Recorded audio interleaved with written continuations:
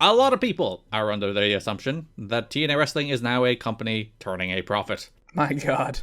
But according to Dave Meltzer of the Wrestling Observer, that isn't the case. That seems more accurate. The losses are not at the level of the 1 million per month that they were bleeding for most of this year before the Spike deal, but the fact that the Carters were trying to negotiate a partial sale of stock to a silent partner, which hasn't happened, to raise $12 million of new capital for future expected losses, tells you not only are they still losing money, but they expect to continue to operate in the red for some time. So TNA, you might be thinking, they got on Spike, everything's fine. They're not quite making being on TV money. It is like interesting because there was the story a couple of weeks ago because WrestleNomics kind of tried to work out AEW's finances, and I think Brandon came to the conclusion, based on a decent number of assumptions, which he goes through in the WrestleNomics article, that they were losing about 30 million still. And it is funny to think, like, I think TNA lost 20 million over the first 3 years, and everyone was like, failed company, how could they exist like this? It's terrible.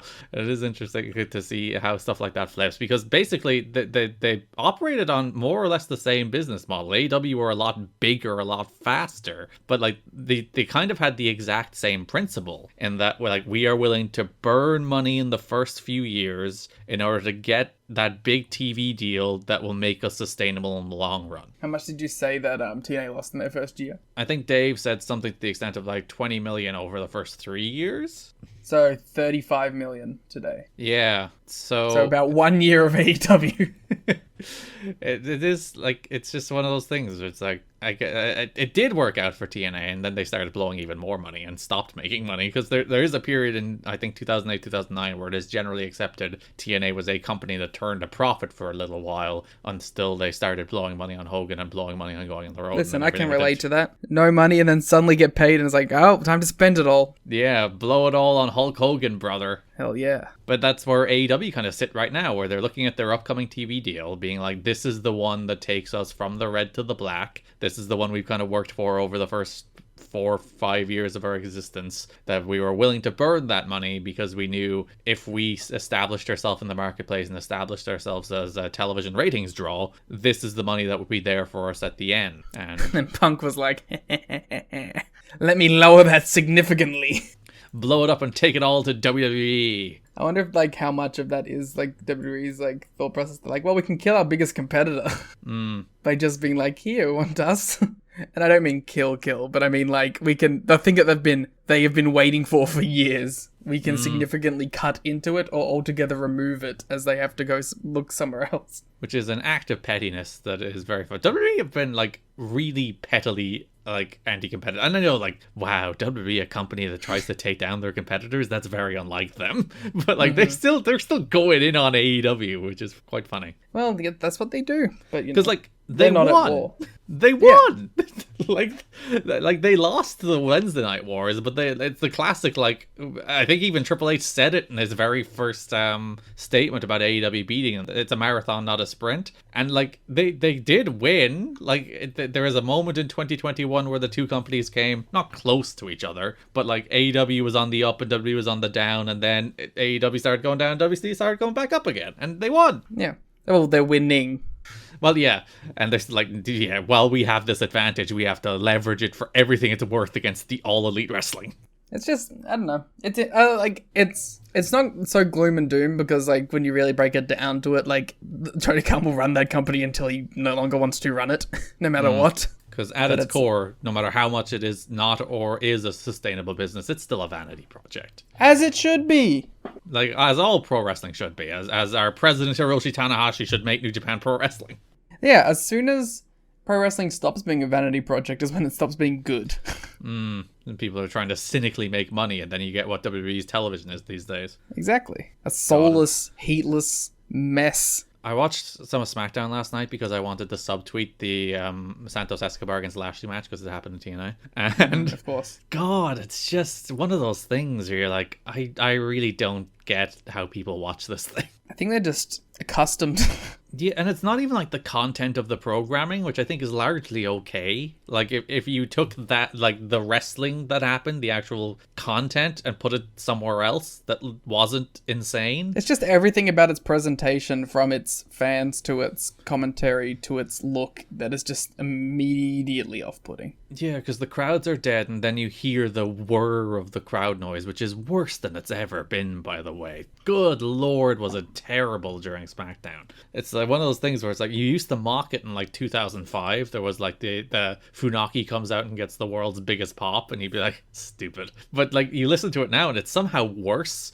And then, as you said, like all the production elements and the cuts and the weird, blinding, bright light that just engulfs everything that's on their television. It's just way too corporate, and for an industry that just isn't made to be corporate. Yeah, it's a rebellious spirit at heart. It's a carny, rebellious pseudo art that doesn't get respect from anyone, and that's how it should remain.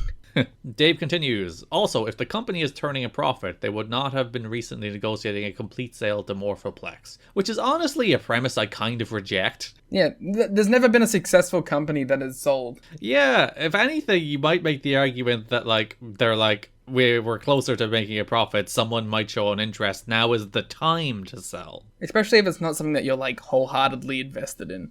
And you can sell, like, the potential of what they can do on Spike at the moment. Like, it's not the case that it'd still only be like, we're losing money, we need to sell this thing. They might be looking at some decent strategic reasons why, like, end of 05 would be a good time to try and get out of TNA while the getting is good.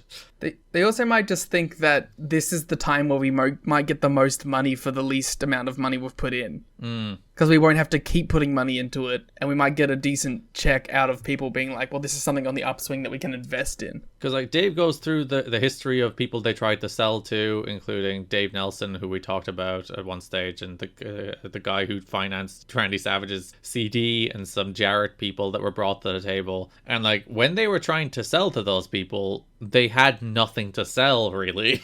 It's like, we have this company that is not making money and does not look like it's going to make money and is paying for a television deal. Whereas now you're like, we have this company that has like big name stars like Sting and Christian. We have this company that has national television on Spike TV. There is something to actually sell at the moment. So they might be at the point where it's like, maybe that was the time we actually sell up on this thing, make as much as we can back, and then cut our losses. Yeah, I think a part of that is like the idea of, we also don't know like how long the good will be good. So while we are good right now and like in a decent position to offer something of value, this is the time when they're basically just trying to cash in their chips. With Morphoplex and others, there were also attempts to bring in other partners for new capital while still maintaining control. When push came to shove, it was clear they wanted to maintain it, but in the end it seems that when they think someone wants to own it, it makes them think it is a viable business in the long haul. So they're like the classic, if somebody wants to buy this thing is probably worth buying, so let's keep it. There is tremendous pressure to increase revenue since costs are pretty much fixed at around this level, and in particular on raising the buy rates, which is the quickest way to turn around business. Panda Energy is a private company believed to have $200 million per year in total revenues, but in recent years is believed to have been losing significant money. Recently it was considered a company in financial trouble last year in different newspaper stories, and he goes through like how much money Bob Carter has versus how much money other people have. I think Panda got heavily into like renewables, which is where they've made a lot of their money, which at least means they're not a thoroughly evil energy company. I mean, come on. Only the normal level of evil that any company is. And points out that they're in no danger of losing Spike TV, so the Carters, at least, as I said, you can look at TNA at the end of 2005 compared to the end of 2004 and be like, there's a path to a sustainable business here. There's value. Yeah, which was not the case at the end of 2004.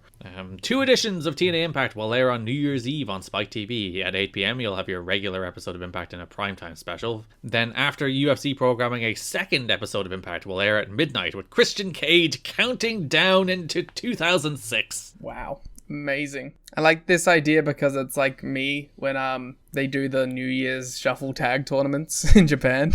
And you're like, this is going to be the first notebook match of the year. Oh, when it ticks into the official next year, and you're like, yeah, open a new sheet in the spreadsheet, baby. Pick a new color for the spreadsheet, baby. Whereas here, the first match is America's Most Wanted versus AJ Styles and Christopher Daniels for the NWA World Tag Team titles. Which could have done it. It got close. I think I went 3.5 on it. Yeah, some years when I was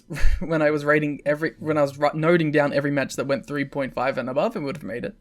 I think I always went 3.75 because I like 3.75s. I did. I changed because sometimes it's just I don't want to fill in so many matches. I'm like, this year I'm gonna do 4. This year I'll do 3 and 3/4. This year I'll do 3.5. 4 makes it a lot less work. It does indeed. But also I run math.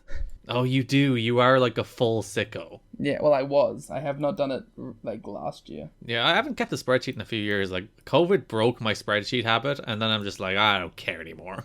I get through like February. And then I drop off every year. So I always have a very detailed first 2 months. Spreadsheets are for life, not just for Christmas, Liam. My God. I like this idea, though. It's a fun little thing where it's like you tape a little 30-minute New Year's special with a cool match and like the big announcement. This is where they announce Sting is coming to TNA officially. We'll talk about the actual show itself, as we said, when we're talking about the stories from the month. But yeah, I think it's a fun little thing that they never did again. Yeah, well, like this is obviously when they have the most cachet with Spike at this time too. So I guess it wouldn't really make sense for UFC to do this. It's a lot harder to time with fights that aren't pre-planned. Yeah, it's one of those things where if you are like a UFC, it's like, what do? Do you send like Ken Shamrock out there to count down? Yeah, it's like in the middle of like some fight, everyone does a countdown. Fireworks go off as at this point, who would be fighting? Chuck Liddell. Yeah, just getting his brain caved in. You have the first fight of the year, and Chuck Liddell goes out. They time it perfectly to the countdown. Yeah, it was, of course, not live, but there's some fun notes about Christian blowing the countdown that we'll get to when we talk about the shows. They should have done it live. It's one of those things that you would have thought wrestling companies should do that as a little tradition thing. I guess you have to have the buy-in of the television network. Though in the streaming world, you can do some kind of streaming special. But it's just one of those things that could have become like a cool tradition where TNA has. It was a cool tradition in Japan. Yeah, but like for TNA, then they had to get rid of it because of fucking COVID's time restrictions, and then they never brought it back to actually going through midnight. Oh, which sucks. What's the point of it if you're not going to have the countdown before the main event? It's literally the whole entire point of the concept. Yeah, I'm very salty about that. You clearly are. I really liked having the countdown and then being able to watch my first match of the year. Even though, how do time zones work? How close is Japan? I'm like an hour in front of Japan. So you would have gotten there earlier than Japan? Yeah, but I go by the region's time when I go for dates and stuff. So